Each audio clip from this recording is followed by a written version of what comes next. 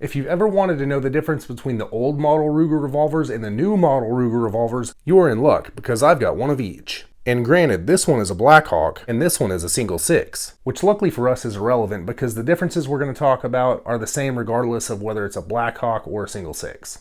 Because for all intents and purposes, the single six is just a scaled down version of the Blackhawk. And Ruger even factory produced some centerfire models of the single six, so we can easily use them for this comparison. Alright, so what are the differences and why do people like the old model Ruger revolvers so much? Alright, first we're going to look at the old model revolver, aka the 3-screw. And it's called the 3-screw because it has 1, 2, 3 screws right here in the frame of the revolver. If you flip it over, you can see the other side of the screws protruding out right here. They look like pins, but they're not. They're actually screws. And here's a new model Ruger revolver, and instead of screws, it has 1, 2 pins right there in the frame. And if you flip it over, same thing. 2 pins on the other side. There are no screw heads. It's just pins. I suppose if you wanted to, you could call this a 2-pin Ruger. And here they are side by side just so you can see the new model with the 2 pins, the old model with the 3 screws. Now cosmetically, that's the only real difference, and it's an easy way to tell an old model from the new model if you happen to come across one. But the big deal that everyone cares about isn't so much the pins versus the screws, it's the transfer bar safety on the new models. Alright, so let me show you what I'm talking about. So here is the old model, aka the 3-screw, and I'll just go ahead and show you. It is unloaded, of course. Put it on half cock, I can rotate the cylinder, boom, it's totally unloaded. Now what I'm talking about, I'll see if I can get the camera to focus, it kind of needs to for this. When you cock the hammer back like that, and you look right there in that groove where the hammer goes, you can see the firing pin right there, and down there you can see the cylinder pin, but there's no bar that raises up to block that firing pin. That would be a transfer bar. The old models originally did not have that. So here's the new model, and I'll go ahead and show you that transfer bar safety. So you cock that hammer back and yeah, it's unloaded. See that piece of metal that raises up right there? That's your transfer bar safety.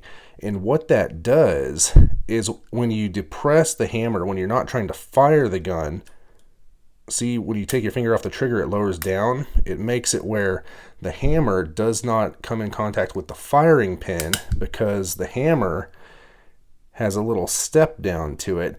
And the only way that that can hit the firing pin and set off, the cartridge, if it were in there, would be if the hammer hits the transfer bar, hits the firing pin.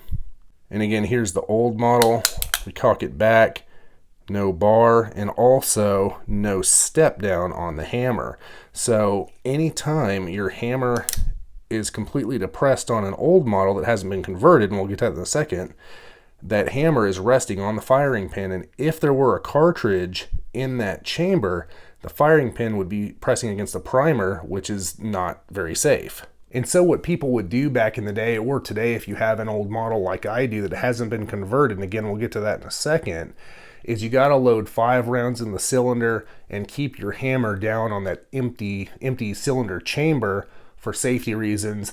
Then once you go ahead and cock it, you'll be ready to go, but you'll only have 5 shots instead of 6. All right, now we'll go ahead and talk about that conversion. Back in the day, Ruger offered a conversion service, you might call it a recall, on the old models where you could send in your old model, your 3-screw, have it converted, and they would put in the transfer bar and also the stepped hammer of the new model onto your old model.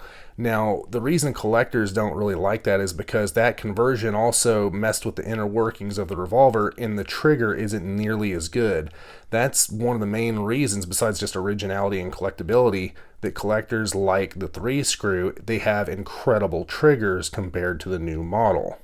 And if you wind up with a 3-screw old model Ruger revolver, be it a Blackhawk, single six, whatever, you can tell whether or not it was ever converted by taking the grip frame off and then looking underneath there and seeing if there's an R stamped into the metal.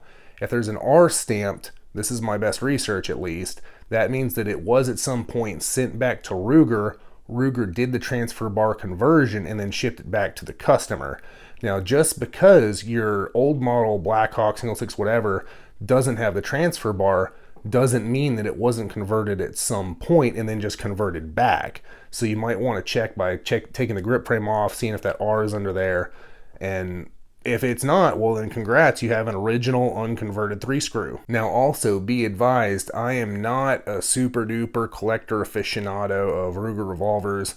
I'm sure there might be some other minor differences. Those are the main ones. If you happen to know some others that happen between the old model and new model, let people know in the comments. That's what I know. That's what my research has brought me to. And again, the main reason that people love the unconverted old model, aka 3-screws, is because they had absolutely incredible trigger pulls. And there you have it. Now you should be able to easily tell the difference between a new model and an old model Ruger revolver.